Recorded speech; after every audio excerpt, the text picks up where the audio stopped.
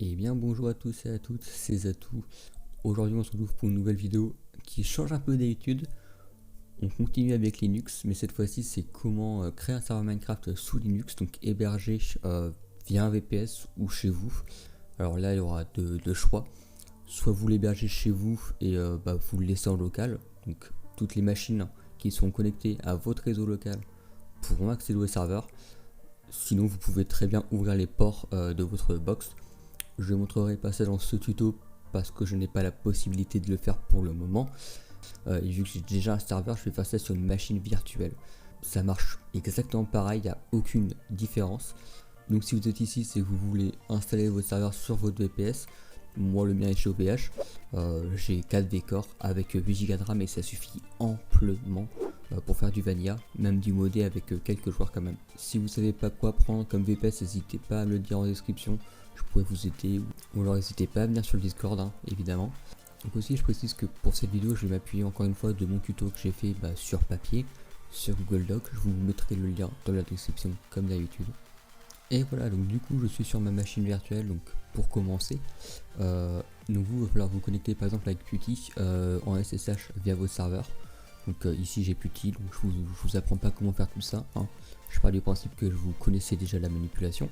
Au pire des cas, il y a plein de tutos sur YouTube qui sont très bons et c'est pas très compliqué à faire. Donc du coup, moi pour ce tuto, je suis sur une Ubuntu 20.10 version serveur, sachant que ça peut marcher aussi très bien sur du Debian, ça peut aussi marcher très bien sur du Fedora par exemple, ça peut aussi marcher sur du Ubuntu Desktop, ça peut marcher sur toute distribution Linux en tout cas. Donc encore une fois, je suis en version NoCraft. Donc première chose qu'on va faire, c'est se loguer évidemment, et on va se mettre en super utilisateur. Donc moi je fais un sudo-i parce que j'ai pas encore configuré mon super utilisateur, mais vous pouvez juste faire un SU et normalement ça devrait vous demander le mot de passe. Donc du coup pour commencer, comme d'habitude, on fait un apt update et un apt upgrade pour mettre à jour nos paquets. Et du coup une fois fait, va falloir installer nos petits paquets requis. Ça va, il n'y en a pas beaucoup, il y a juste tac, apt install. On a juste du coup Java. On a aussi Screen qui va nous permettre de gérer un peu notre serveur Minecraft pour avoir la console de nos serveurs via notre distribution Linux. ProFTPD qui est un service qui va pouvoir nous permettre de se connecter en FTP sur le serveur, qui nous sera extrêmement pratique quand on voudra changer le logo de notre serveur, qu'on voudra charger une nouvelle map. Et ensuite on va juste installer Unzip qui nous permettra de dézipper en un fichier, tout simplement. Tac. Du coup, maintenant que tout est installé, on peut faire un mkdir /home et là on peut mettre le nom qu'on veut. Moi je vais appeler ça serveur mc, tac. Et on va se déplacer dans ce fichier avec un cd home serveur mc, tac. Et on peut voir que forcément il n'y a rien, c'est normal. Du coup ensuite il vous faudra récupérer une adresse. Donc on pourrait faire un webget puis l'adresse qui est tac ici pour récupérer un serveur préconfiguré en 1.16.5. On peut remplacer ce chiffre par la version que vous voulez. Donc si vous voulez une 1.12.2, remplacez les chiffres là, normalement c'est censé marcher. Sinon rendez-vous sur le site et sélectionnez ce que vous voulez et suivez mon tuto sur la page. Du coup moi ce que je vais utiliser c'est FileZilla parce que j'ai rencontré des petits problèmes avec mon serveur. Donc pour éviter que vous ayez les mêmes problèmes que moi, on va faire exactement comme moi. Comme ça je suis sûr que le tuto sera fonctionnel. Donc du coup ici il va falloir mettre le nom de votre hôte, l'identifiant et le mot de passe ainsi que le port. Donc ce qu'on va faire du coup sur notre machine, on va faire un IP ADDR. Et ici on peut voir que mon IP c'est 192.168.158. Mon identifiant c'est mon Zatoufly tout simplement. Mon mot de passe, je vais mettre mon mot de passe, voilà, très sécurisé. Et le port on va mettre le 22 parce que c'est celui de base. Et du coup on peut faire connexion rapide. Donc là on va juste appuyer sur OK, tac, et normalement ça va me connecter à la machine, donc là à ma machine virtuelle. Et on peut aller se déplacer dans le serveur MC. On va fermer ça, on va aller du coup sur le site en question. Ici, donc moi j'ai déjà cliqué sur ce lien là, ça devrait normalement me ramener vers un lien FileZilla. Et ici je vais download tout ça. Tac. Donc du coup dans vos dossiers de téléchargement, normalement vous aurez un serveur 1.16.5.zip. On va le décompresser tout simplement, donc on va faire extraire tout, tac, extraire. Et ce fichier là, on peut voir qu'il y a un espace ici. On va enlever cet espace, on va mettre un tiret parce que ce sera un peu plus simple de manipuler les fichiers sous Linux tout simplement. Donc ici, donc là c'est ma machine, là c'est mon serveur. Donc on va aller dans download. Normalement si je refresh, voilà, je devrais avoir mon serveur tiré, voilà. Et je vais le glisser dans le serveur MC. Et là on peut voir que j'ai plein d'erreurs.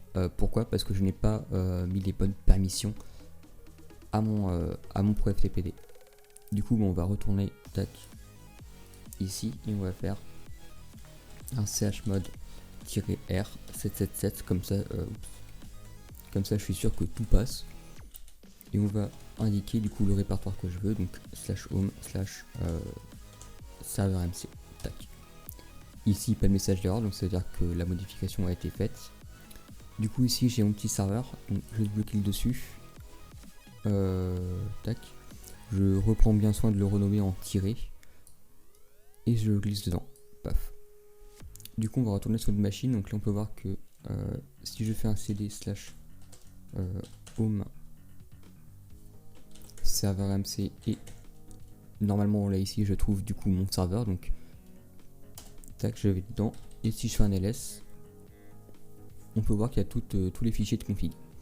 Du coup ce que je vais faire c'est que je vais faire un push start.ch, donc on va faire un petit script très vite fait pour démarrer notre serveur. Ici on peut voir que ça a créé notre .sh, donc on a un petit point bat juste au dessus mais on va pas s'en occuper. Donc ce qu'on va faire c'est un petit nano start .sh et dedans on va mettre screen-dms serveur java-xmx et là on met le nombre de gigas qu'on veut allouer à Minecraft. Donc moi je vais mettre 2 gigas, par défaut c'est 2 gigas, donc mettez à 4 gigas si vous voulez plus de RAM alloué à votre Minecraft. Donc tirer char et là on va mettre spigot-1.16.5. donc là mettez la version que vous avez de votre serveur que vous avez installé et .jar. Tac. Ici j'enregistre le fichier, tac, je quitte le fichier. On est pas mal. Du coup il faut donner aussi les permissions au script de s'exécuter. Donc pour ça on va faire un chmod u plus x et là on va mettre notre fichier, donc start.ch. Paf. Aucune erreur, ça veut dire que c'est bon. Du coup ensuite on peut tout simplement démarrer notre serveur, donc on peut faire un start.sh. Pas d'erreur, notre script s'est lancé, c'est à dire que notre serveur est en train de tourner. Ensuite on peut faire un screen-ls pour voir nos serveurs. Donc là on peut bien voir qu'il y a un serveur qui est en train de tourner, donc ça c'est très bon signe. Et ensuite on a juste à faire un screen-x serveur. Et là on rentre dans la console de notre serveur. Et là on peut voir qu'il est en train de démarrer. Donc du coup avant de aller sur Minecraft, il y a quelques commandes à connaître. Par exemple la commande stop qui permet d'arrêter le serveur.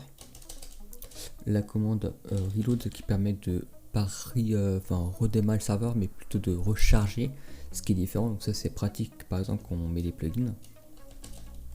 Du coup bon, on a le restart forcément qui permet de redémarrer le serveur. Et on a aussi le OP et votre pseudo pour OP quelqu'un sur votre serveur. Du coup bah c'est tout pour le moment, on va se retrouver du coup sur Minecraft pour ajouter notre serveur. Donc du coup de retour sur Minecraft, donc on va dans multiplayer, on va ajouter un serveur et ici on va mettre l'adresse IP de notre serveur, donc 168 tac et c'était un 158 si je me souviens bien. Paf. On peut voir que l'icône se charge, donc normalement c'est bon. Et bim, ça marche. Du coup on peut voir qu'il y a la description et le logo.